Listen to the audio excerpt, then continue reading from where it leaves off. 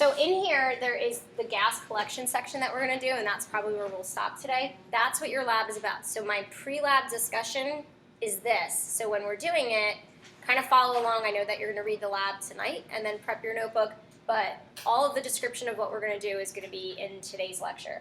And then real versus ideal gases we'll talk about probably right after lab. All right, Dalton's law of partial pressures is that really simple law that we, I guess, sort of take for granted. It's super easy. It just means that you add up all of your pressures and they all equal the total pressure. That's it. Except typically, and I think I was describing this to you, is that sometimes you think that you have to do like multiple PV equals nRT problems, but in reality, the inside walls of the container, they don't know what type of gas is hitting them. So instead of calculating each of the pressures individually, just add up all of your moles and plug them in, and that'll be equal to the total pressure. So there's a few scenarios. You're going to get total pressures and have to calculate individual pressures, or you would get the individual pressures, or you calculated them, and you could come up with the total. That technique is fine. If you want to do PV equals nRT for all of the gases and add up their pressures to come up with a total, that's fine. Or you could add up all of the moles. We'll look at that too. So it's just telling you that the total pressure is equal to each of the individual pressures from individual moles exerting on the inside walls of the container. So you literally just add them all up. So we're going to try that. It says 100.8 grams of oxygen and 289.8 grams of nitrogen are pumped into a 6-liter scuba tank that is kept at 20 degrees. Find the partial pressures of each gas. Find the total pressure in the tank. So partial pressure typically is just written, and we've done this before with equilibrium. So PO2, PN2. So when you're doing your work and you want to label, this is how you're going to keep track of it. Just keep track by writing the capital P and then the subscript of the type of gas that you're looking for. So if we're going to use PV equals nRT, you can see all that information's there for you. It's all set up. You're just going to find the pressure of each of these individual ones by finding your moles. So let's do that first, and then step B, we just add them up. Go ahead and try. Okay, so I'll just walk you through each of these. So step 1, you're finding the partial pressure of N2. So you convert your grams to moles, PV equals nRT, and you get a partial pressure of 41.5 atmospheres. Everybody good with that? So because of your midterm, I'm just going to keep reminding you, you must label. Do not just write 41.5 atmospheres, maybe because you wrote N2 up here, and now all of a sudden you have an answer down here. Label it. So N2, or P of N2, equals that. Questions on this?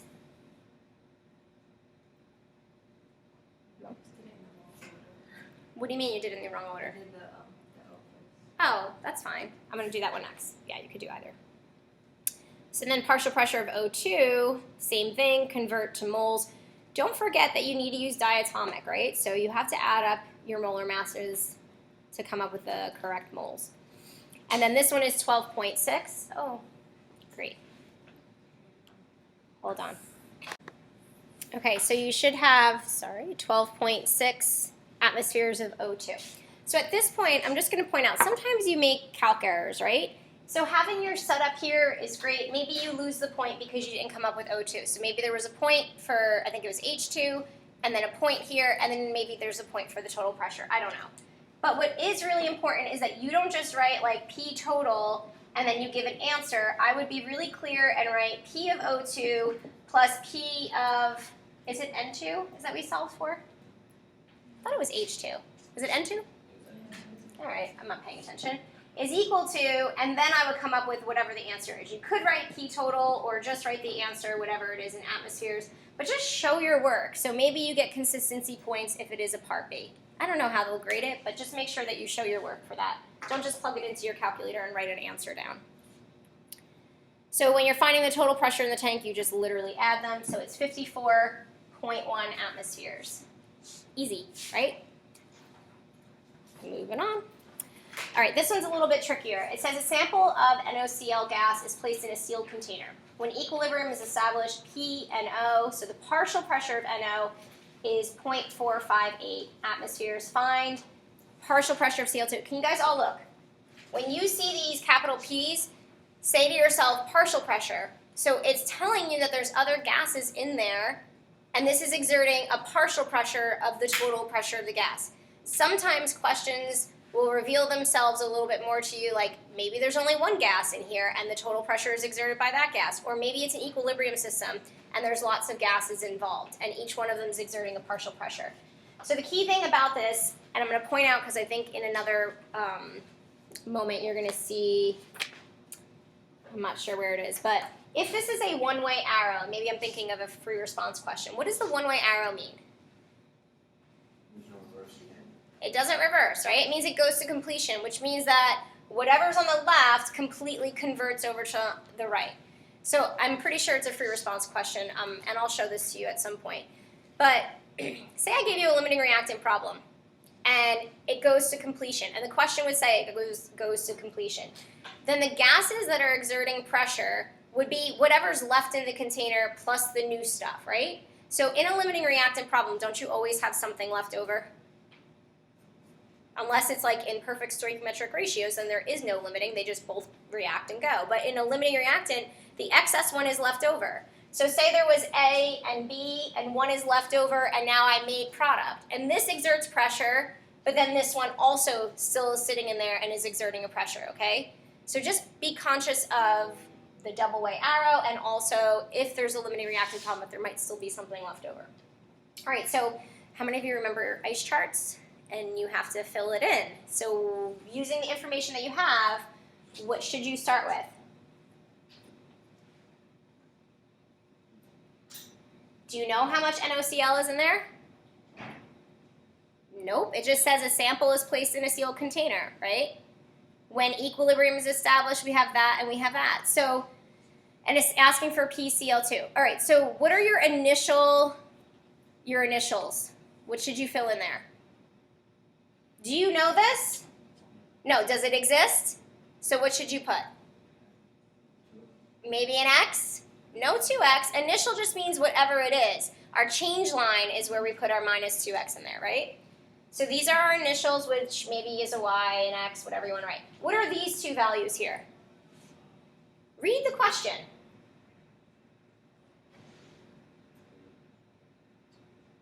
Any thoughts? 0. Right, why, Nick? They don't exist. It says just NaCl is placed in the container. They didn't put other things in there, right? The reaction didn't start. They just put the NaCl in the container. There's nothing happening. These are 0. What does it mean when it gives you this number? When equilibrium, what part of the line is that? E, right? So fill it in. When equilibrium is established, 0.458 atmospheres of NO are there. Now fill in the rest of the chart. Right? You have now all of your pieces, and you're going to fill in your X values.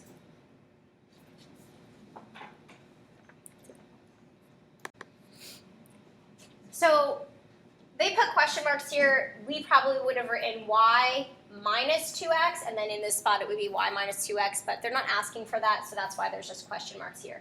Why are these plus 2X's and plus X? So tell me why is it plus, Carly? Why is it not minus? Because it's a double arrow, so it's not fully... No, I mean, I can make these minuses because equilibrium means I could put these in and go that way, so then these would be minus if I went that way. Where are these pluses? Because some of you struggle with that. Someone has to have an answer. John. Because they're forming.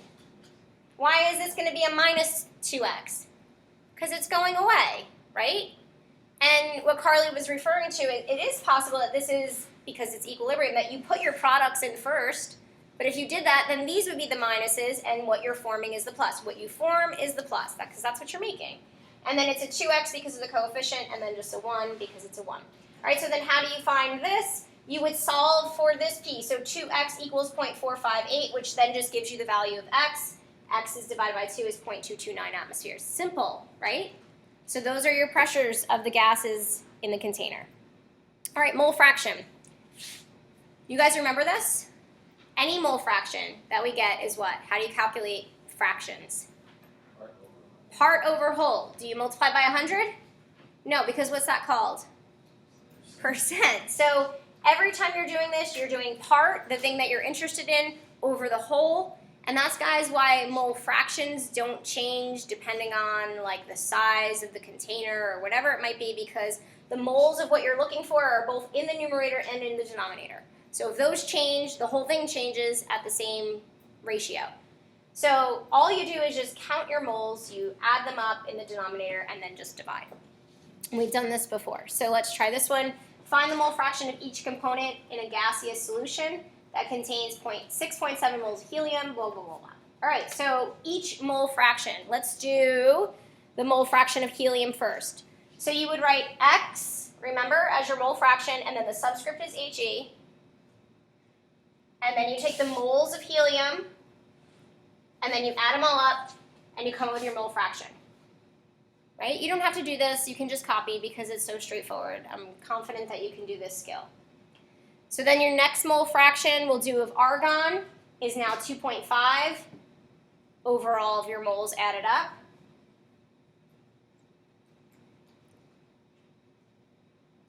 And then you could do this again for the chlorine, right? Or what could you do? What do fractions all add up to give you? 1, right? 100 is for percent. Mole fraction adds up to give you 1. So if you wanted to, you could just add these up, subtract from 1, or just do it again, right? Do you think the AP exam is going to give you something this simple? No, right? It's going to likely be in a PV equals nRT situation where you had to solve moles originally, and then you're going to have to do mole fraction for all of them. So your mole fraction for chlorine is 0.148. I'll just give you a minute to jot that stuff down. Okay, a gaseous solution contains neon, hydrogen, and helium. The mole fractions are known to be that and that respectively. What is the mole fraction of helium? So it's just showing you how you could subtract the two answers from one to get the mole fraction of helium. Just make sure that you label your stuff. So mole fraction is an X with a subscript, partial pressure is a P with a subscript. You can find the partial pressure of any component in a gas mixture by multiplying the total pressure by its mole fraction. All right, this should make sense to you. So if I said there's 100 students in the class and the fraction is 0.5 girls, then how many girls are in the class? Wow, that's a struggle. There's 100 people in the class. Did I say people? I said 50. Oh, good job. Right? Anytime, so my daughter's in 5th grade, and this is a 5th grade skill. You have a total, and this is what I wrote on her papers because she was struggling with it. I wrote total times fraction equals part. Right? Total times fraction equals a part. So if you get your mole fraction, it will not be in a fraction. You guys cannot leave things in fractions like 3/5. You have to make sure that you write things in decimal for mole fraction. So I'm going to write down for you. It's the total, which is just the opposite of what they're writing here, times your fraction equals your part. So in this example, the mole fraction of O2 in the container is 0.97. In a container of 0.97 atmospheres is found to be 0.210. So this is your P of O2. What is the partial pressure exerted by O2? I'm sorry, that's your X of O2. Oops, X of O2. So you take your total pressure and then multiply it by your mole fraction, and it'll give you your partial pressure of O2.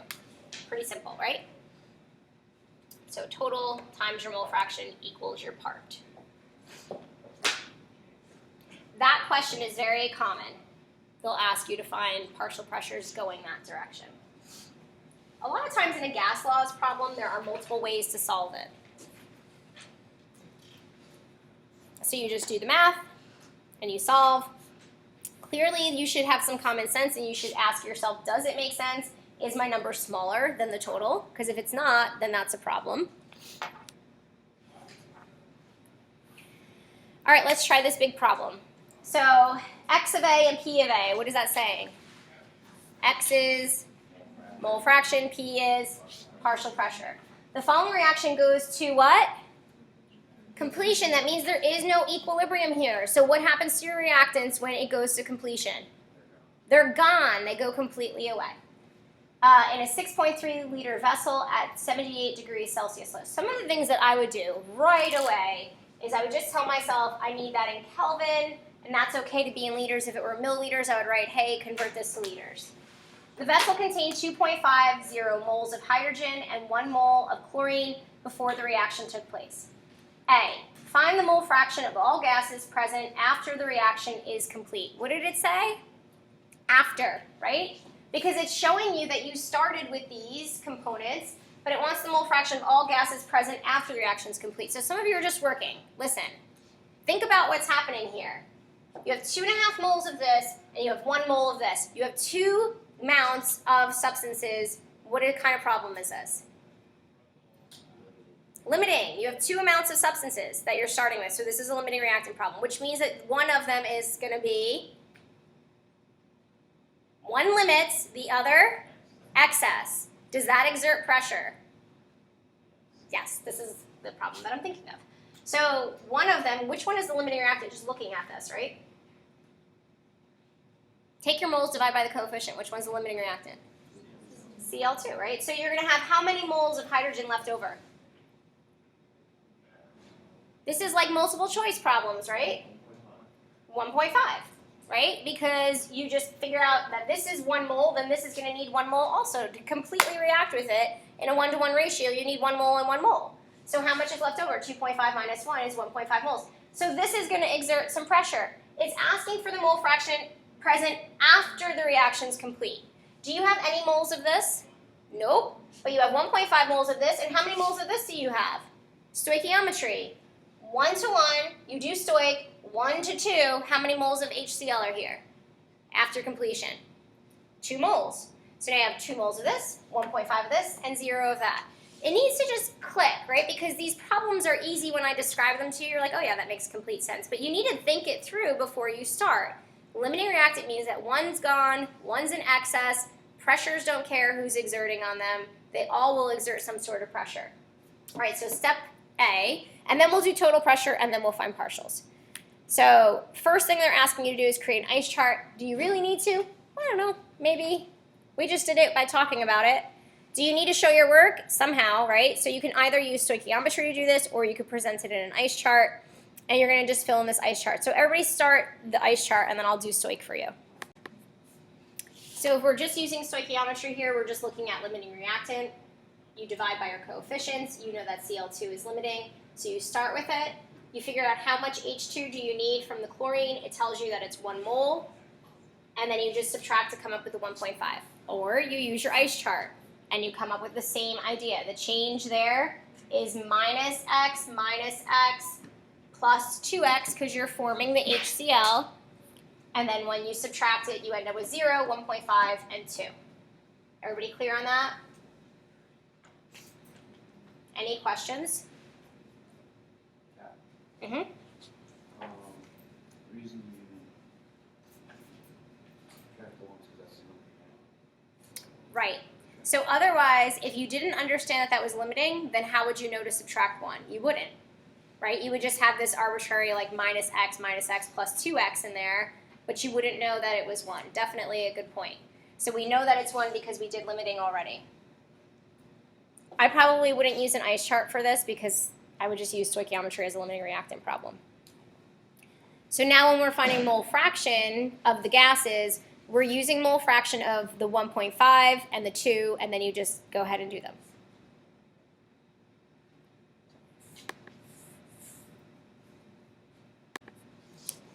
Okay, so mole fraction of hydrogen is 0.429, and then the mole fraction of HCl is 0.571, and then you should add up to get close to 1. You might not get exactly 1 because of sig figs, but you should add up to get close to 1. Any questions with that? So mole fraction is easy, but it's never presented by like just giving you the moles and now do them. It's going to ask you to do something like this problem. All right, so find the total pressure in the vessel after the reaction. So you have options at this point. So let's go back real fast and look at this. Right, we calculated how many moles we have of each gas. So give me option 1. John, how do you find the pressure of each gas? So here's your first scenario that you need to use. Okay, so PV equals nRT for each of them and add up their P's. What's another approach? Matt? Add your moles, and then use PV equals nRT because P doesn't care, and neither does N. So which approach do you think is faster? Add your moles and plug them into P. Up to you though. Like if your brain decides to do something different, it doesn't mean that it's wrong, okay? So let's go back to that slide and you just can start using your PV equals nRT. So we're gonna use total moles. Add up your moles, so that would be 3.5 moles total. Will give you your total pressure. Or if you want, go ahead and do the other way. I don't care. All right, so 16 atmospheres, we all get that? Why is it 2 sig figs? 6.3 liters, right? So just pay attention to sig figs. I passed back your Quizlets, and for the most part, I just write sig figs and I didn't take off. Gosh, at some point I'm gonna have to start taking off because you guys don't pay attention to them at all. You just decide to write sort of any numbers that you want. It's not that hard, just pick the smallest number and that's the one you go with, okay? All right, so part C said, find the partial pressure of hydrogen in the vessel after the reaction. So what if you didn't add your moles? And this is what the question said. What would you have already done? You would have already found your partial pressure of hydrogen, right? Because the first approach was to find the pressure of hydrogen and then find the pressure of the HCl and then add the pressures. You could have done that, right? Or in this case, if you found the total pressure first and you have mole fraction, now you can find the partial pressure. You follow that? Or even if you had done your add your moles up, you could still go ahead and just plug moles in and find PV equals nRT of H2. So lots of approaches here, but we're gonna work with, I would probably do the partial pressure of hydrogen can be found by doing the mole fraction of hydrogen times the total pressure. So 0.429 times 16. But if you wanted to, you could just take the individual moles of hydrogen and just do PV equals nRT and find your your partial pressure here. Look, if you found your partial pressure like this in the first part, you don't just tell the AP reader see above, right? Like you rewrite it. Don't just circle it and draw an arrow either. Rewrite your work so that it's in the part where it needs to be. So you guys have to realize that the readers read the questions. I'm not positive that they read all the parts. Maybe like one person takes it and then passes it to the next person for the next part. I don't know what they actually do.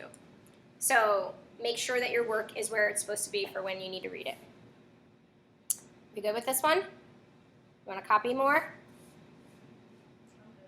Okay. All right, so this is the last part that I think we'll get to. So this is your lab. It's not exactly the same materials, but it's the same idea. So do you guys remember doing, raise your hand if you did gas collection over water with me. So that's the one where we collected hydrogen gas in those little bottles back there. We held them on the edge of the bench, and then I had you light the flame under it, and no, that was honors chem. And then they blow up a little bit. You know, you either get like a huge fireball or you get lots of little pops. And then I gave out chem cash if you had the most pops or the best pop. Do you remember this? All right, so raise your hand if you did gas collection over water. So, just my students. Yeah, we measured pasta on the pasta for a lab. Oh, I'm sure that's valuable as well, so I'm sure that's valuable. That probably had to do with isotopes, not gas collection, but still okay.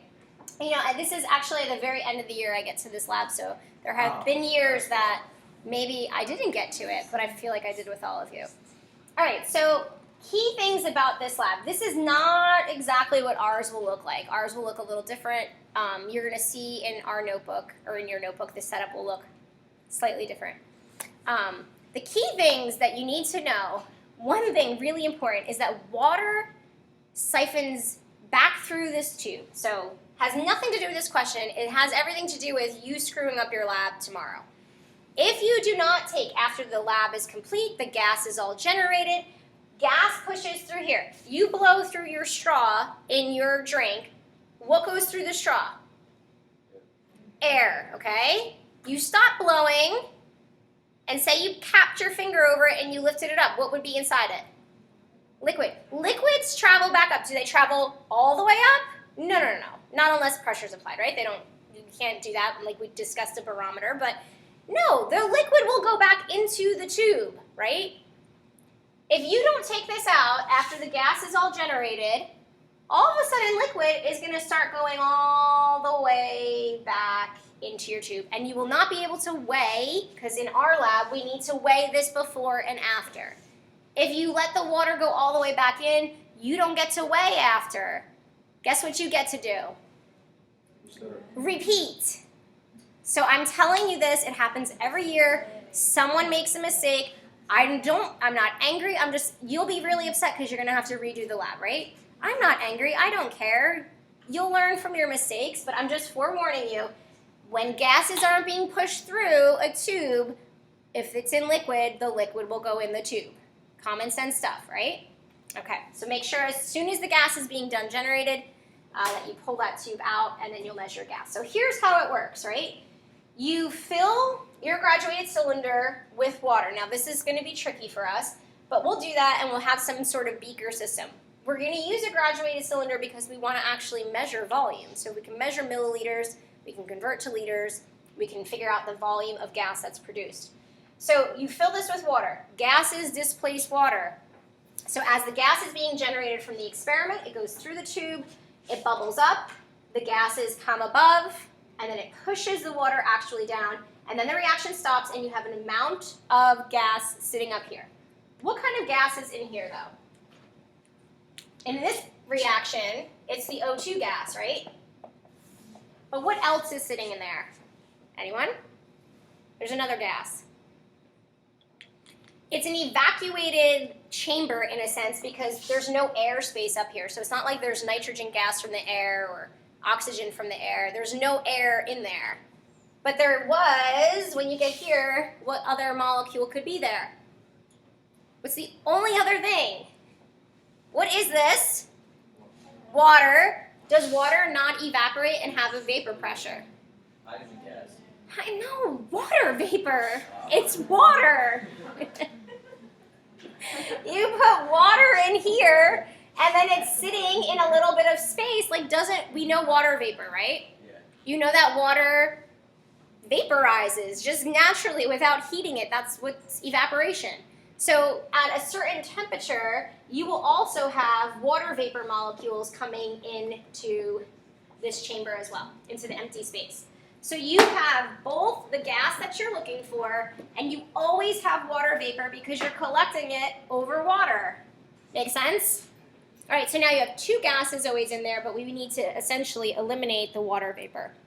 So it says, when measuring the volume of gas collected, one must first line up the water levels inside and outside of the graduated cylinder. This is assuming after it's collected. All right, so you've collected your gas. You have a certain volume here, but if you looked in the previous slide, see how this is above the water level? I made you guys do that little write-up about a barometer, right? The barometer is the fact that this pressure pushing down, right, is driving this liquid up. In our case, it's displacing it at this point, but if we want to know what the total pressure is inside here, it's going to be equal to the atmospheric pressure. Because you guys understand now at this point that the pressure pushing down on the liquid is actually what's pushing up on the liquid as well, right? Making it go into this tube. So in order to get this to work, we have to actually lower the tube so that the water levels are equal. I actually have seen a free response question asking students why they need to do this. So the reason is so that the pressure inside here, and this is a question on your lab, the pressure inside the flask will then be equal to the barometric or atmospheric pressure on the outside. So when we say atmospheric pressure, that's another word for barometric pressure. It means the pressure in the atmosphere.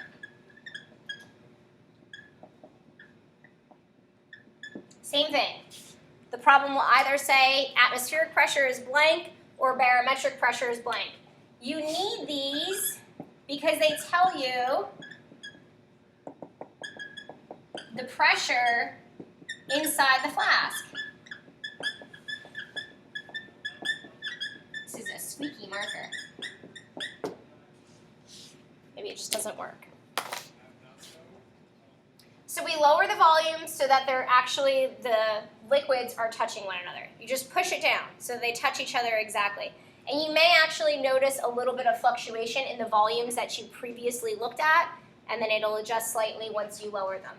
So it says it ensures that the pressure inside the cylinder is equal to the atmospheric pressure or the pressure we call barometric pressure. So this is important.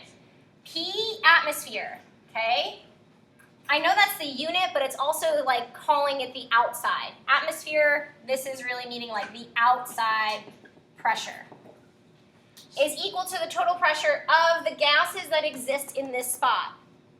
So it's needed to tell the pressure inside of the flask, the total pressure, not just of the gas of interest, but all of it. Is making any sense? My stuff is all in your way. So P outside, I think that's best to write, is equal to P of gas A plus P of H2O. It'll always be water vapor in there, right? So whatever the gas is that you're interested in plus the pressure of the water vapor will be equal to the pressure of the outside. So literally when we do our lab, we will, I don't have a barometer in here, but we will look up the barometric pressure of brick tomorrow when we do the lab. And that's what we're going to use as the pressure inside this room. If we want to be really accurate, we would actually put a barometer in the room and measure the outside pressure of this experiment, okay? So then we have to figure out what the partial pressure is of the water, and then all we would have to do is subtract our outside pressure, our barometric pressure, minus the partial pressure of the water at the temperature, and then we would have the pressure of the gas. Agreed? All right, so what students do, and they should, is they look up the partial pressure of the water for room temperature, but yet they use ice cold water or really hot water out of the sink. Water evaporates based on its temperature, right? We assume it's the room temperature, but if you're using ice cold water or really hot water, it is not going to be the same partial pressure that you pull from a book for the room temperature. So my advice would be that you get your water bath and your water started right away and just let it sit there so that it kind of equilibrates and becomes room temperature. Got it? Okay. So now we're going to try a theory problem, but this is exactly what you're going to do in lab.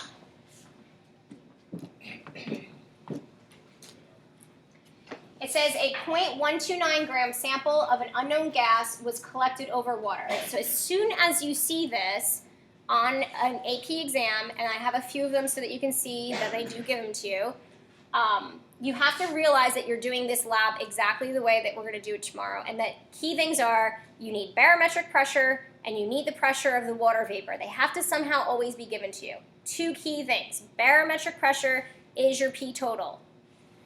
So there's your temperature, there's your pressure. The collection cylinder contained 37.45 milliliters of gas after the sample was released. The the vapor pressure of water is 23.7 millimeters of mercury at 25 degrees C. Find the molar mass of the unknown gas. Every time you see molar mass, what should you write for yourself?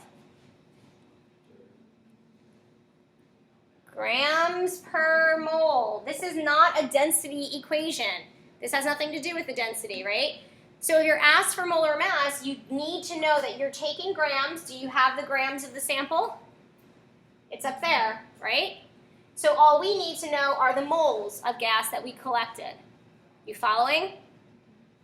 So we have the information there. I'm going to kind of draw you a picture. It tells me that the collection cylinder contained 37.45 mils of gas after the sample was released. So whatever our collection is, so here's our water, and it's all filled. This volume is 37.45 milliliters. Typically what they're going to do is make you do a subtraction problem before and after what it was. But what's inside this container right now? What gases are in here? Our unknown gas, right? We don't know what it is. And what else?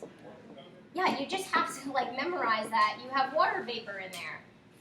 So we're going to calculate using the information here to try and find the molar mass. So, all right, let's go to our first step. It says convert units to atmospheres. Why? What units is it asking me to convert to atmospheres?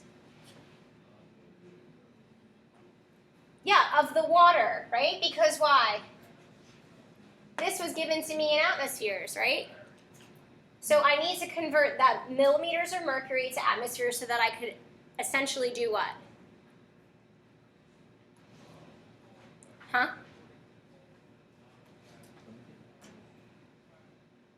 What are these two things equal to? Yeah, they're equal to the total pressure, right? Whatever the pressure is on the outside is equal to the total pressure on the inside. So these two combined give me the total pressure, right? So first step, convert to your units, and then you guys will see. You get 3.126 times 10 to the negative second. I just want to point out, on your Quizlet, a bunch of you made up those numbers. You used like 740, someone used 723. I don't know why, they're given to you. Your equation sheet's always there for you to use. So just look it up and plug that value in. All right, so you jotted that down? All right, so find the partial pressure of the unknown gas. P total is equal to the P of the unknown, which is what I just wrote here, plus the pressure of the water vapor. The water vapor we just calculated, your total pressure is 1.01. Do you see back in the very beginning of the problem, it told you that the pressure was 1.01. It said it was collected over water at, and it gave you the pressure. Your total pressure has to be given to you. But most of the time they will say barometric pressure, or they'll say atmospheric pressure. In this case, it just said this is the pressure. So the partial pressure of the unknown gas is 0.98. I just want to remind you that the partial pressure of the water vapor that they gave you in the problem is looked up in a book as a reference. If by some chance they gave you a table, you would have to match the water vapor to the temperature at which the experiment was conducted.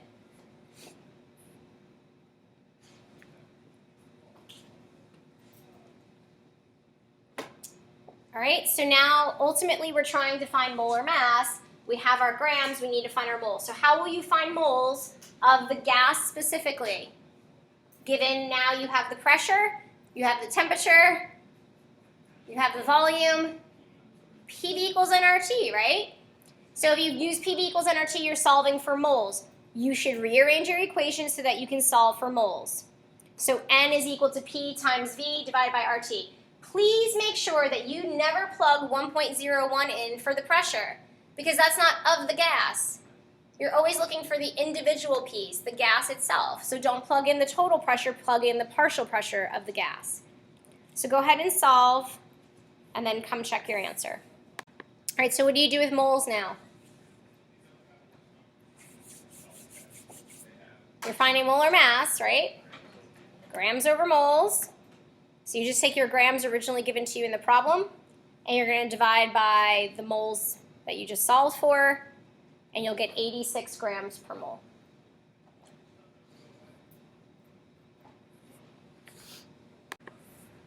Okay, so your homework for tonight will be 1 through 11. The gas collection problems, obviously you should make sure you try so that you understand how to do them for your lab. They're very similar. So let's take a look. Number 11 is asking you to do the gas collection over water. Okay. It says a point, sorry, I must have scrolled too far. Number 9. Nitrogen gas was produced in a reaction and collected over water. A 45.2 milliliter sample of gas was collected over water at 25 degrees Celsius. The reading on the barometer in the laboratory was 0.97 atmospheres. The vapor pressure of water is 23.76 millimeters of mercury at 25 degrees C. Find the mass of nitrogen gas collected. So they want the actual mass in grams of the gas that was collected in the tube or in the graduated cylinder over water. So as soon as you see the over water thing, I always want you to think two things. First one is, I need the pressure of the outside. Second thing is, the pressure of the gas plus water vapor gives me the total pressure. You have to do that. If you do that, it's simple. So barometric pressure, is it given to you? Outside pressure? In this case, it's saying the barometer in the laboratory is this. That is the total pressure. What are those two things equal to? What is that equal to? It's two things. Nitrogen gas and and water vapor, right? So your total pressure, 0.97, is equal to each of those pressures, right? And then it gives you the pressure of your water vapor in millimeters of mercury, so you're going to convert that over, or you could just use the millimeters of mercury and then convert the 0.97 atmospheres to millimeters, up to you. They have to be the same. And then what are you ultimately going to do to find mass of nitrogen? So when you find your pressure of nitrogen, right, because you subtract those, how are you going to find the grams of nitrogen? Find the moles. PV equals nRT. I mean, every problem is pretty much the same setup. You just have to recognize the pieces. You always need outside pressure. You always need the partial pressure of the gas. And the partial pressure of the gas plus the partial pressure of the water vapor is always equal to the total pressure. Got it? All right, you have time. You can start your homework.